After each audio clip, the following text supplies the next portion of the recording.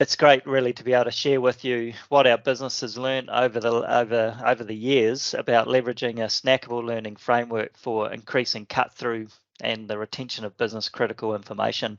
So there should be some good action-packed information in there that can be utilized in your business afterwards. So in this masterclass, I'm going to talk about the strategies that provide some insights into how we can leverage this approach within your business. And first off, let me give you some context about who we are and what we do for those of you who may not know. So my name's Vaughan. I'm the founder of Vibe.fyi. I've been involved in digital communications for 20 plus years. And over the years, I've learned how important effective communications is to business success and the pivotal role that internal communication teams play in that success. One of my favorite sayings is effective communication drives engagement and an engaged workforce drives business productivity. Our reason for being is about empowering our customers so that they have the tools they need to produce and deliver highly engaging communications for that hard to reach workforce. And when we talk about the hard to reach workforce, we're generally talking about the non-desk frontline workers who are really critical to business performance and business reputation, but they're often overlooked when it comes to keeping them informed with essential business information. I would also put the at-home workforce now with COVID and also your dispersed workforce, satellite workers, and like remote locations, because getting effective communications through to them is also a real challenge for communication teams. Now, the fundamentals of the Vibe platform have been built around a snackable learning framework. And over the years, we've refined our offering in line with the neuroscience that really backs this style of learning. We work with a range of amazing clients such as Fisher & Paykel Healthcare, the Warehouse Group, Fletcher Steel, Zespri, and other great businesses, some of them on the call today, helping them reach their frontline workforce and influence long-term change that's going to impact the organization. Now, what you see behind me is an example of a Vibe communication channel. Now, I know your eyes are going to be drawn to the screen. Of course, that's what Vibe does extremely well.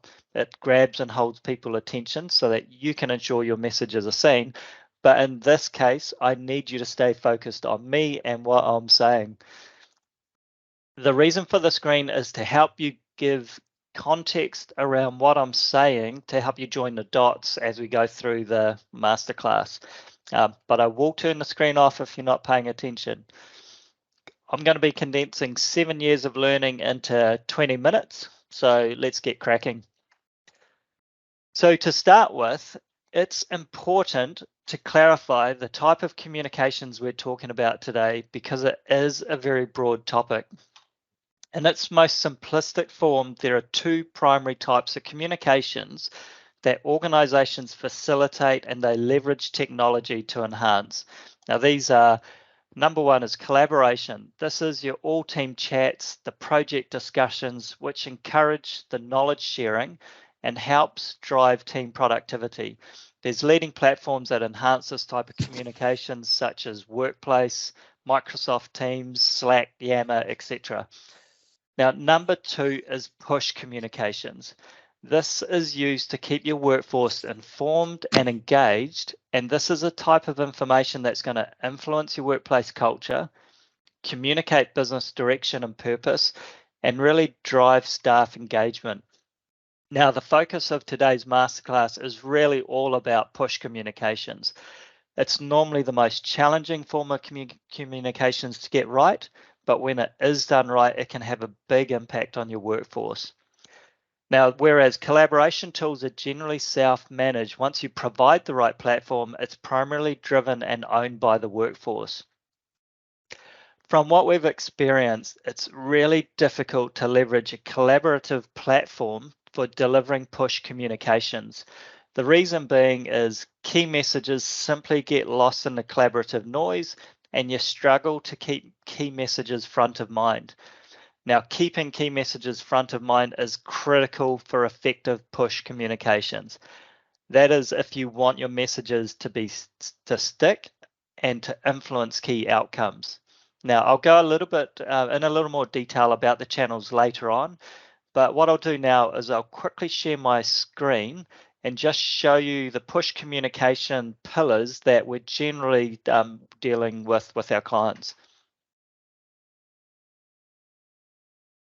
So the top row is really what we're focused on around today, is around the culture-based pillars: health, safety, well-being, diversity and inclusion, and your company culture messages such as your vision, your values, and your purpose. The information you communicate across these top pillars will play an important part in influencing a positive workplace, maintaining a motivated workforce, and improving staff retention, which of course is a pretty big problem for most organizations out there in today's environment. There is no doubt other pillars, but this should give you a good guide to the type of comms we're going to be talking about today across all of those 9 pillars on screen. So what is a snackable learning framework and why is it important? I think in a nutshell, best way to describe it is it's a science-backed technique that improves the retention of key messages so that they will enable your communications to influence key outcomes within the workplace. Snackable learning is blending the best parts of micro-learning, which is your short bursts of bite-sized content, delivered with frequency. And it's about the nudge learning, which provides that positive reinforcement and indirect suggestions as a way of influencing behavior. Now, snackable learning combats our natural tendency as humans to forget what we've learned, which is achieved by keeping bite-sized messages front of mind and delivered with frequency. What this does really is it transitions messages from short-term to long-term memory. Now, extremely important when you consider our short-term memory is approximately 30 seconds. I think mine's about 15 seconds, but on average, it's about 30 seconds.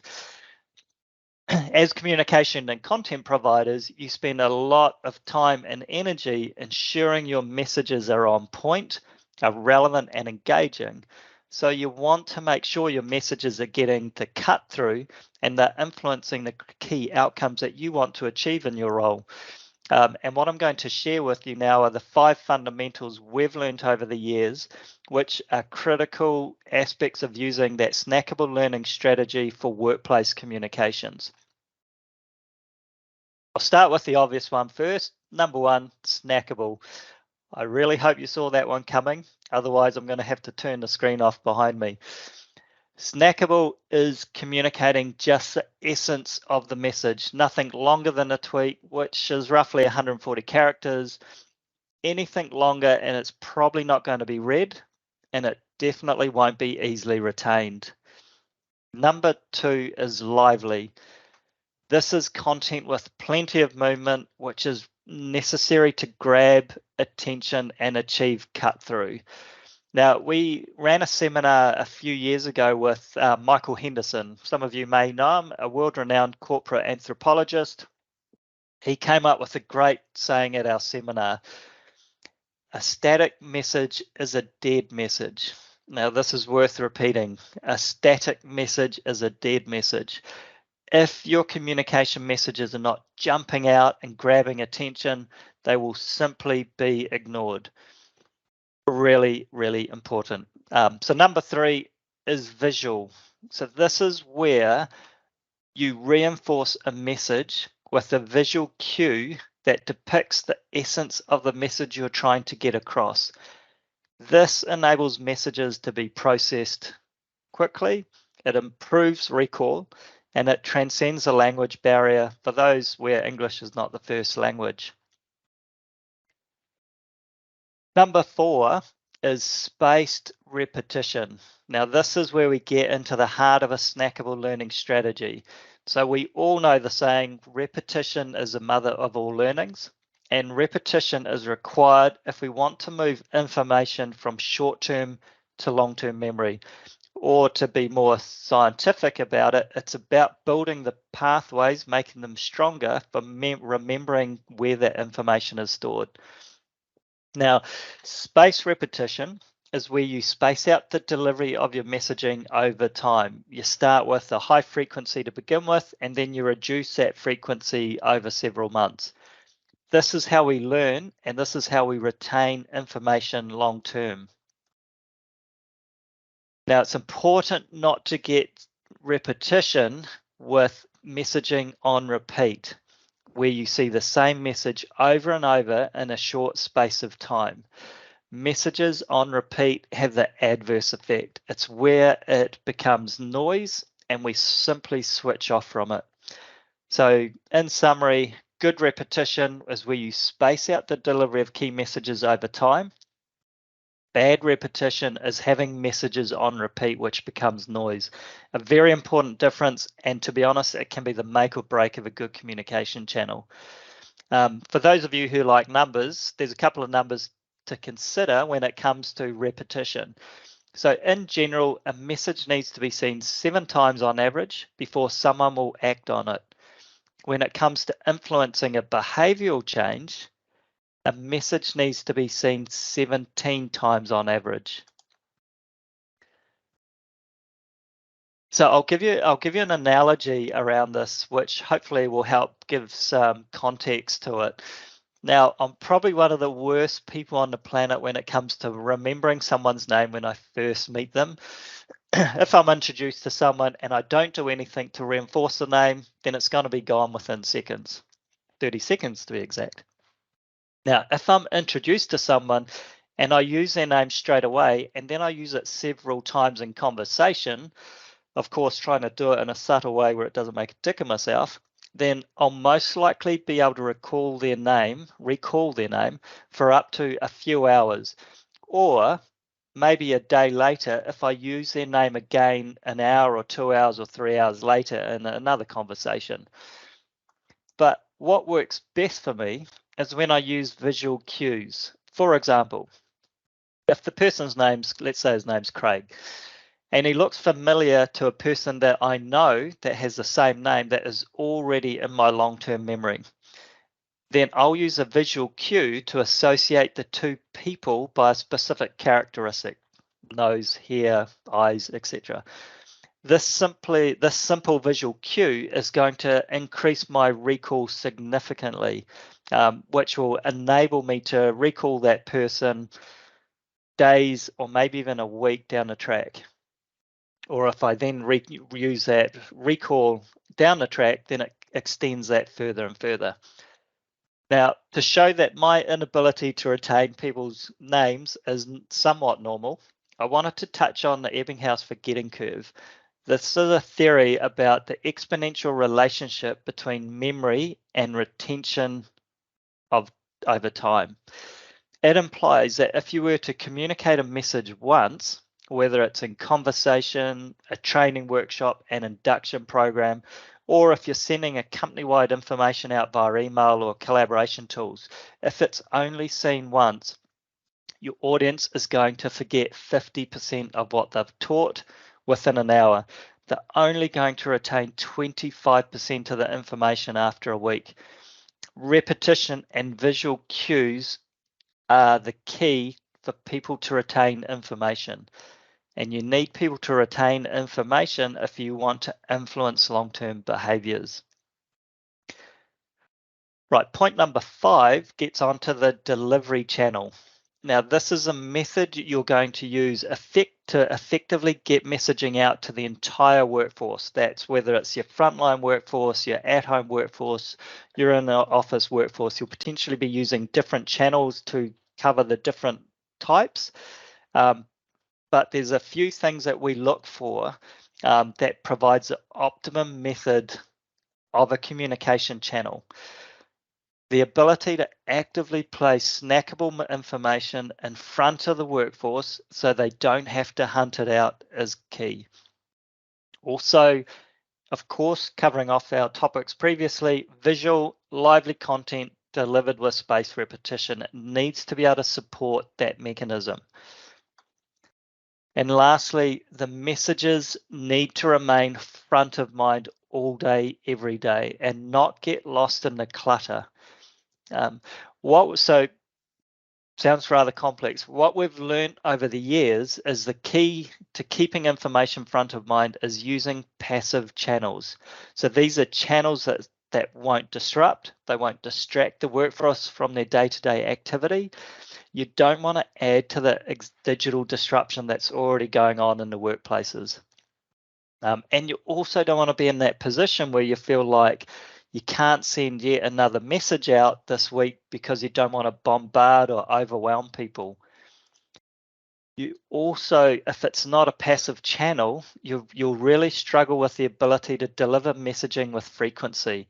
Just imagine how annoying it would be if you sent 17 emails out with the same message or did 17 posts on the collaboration platform with the same message. Even though it's spaced out over time, it's still going to become a frustration.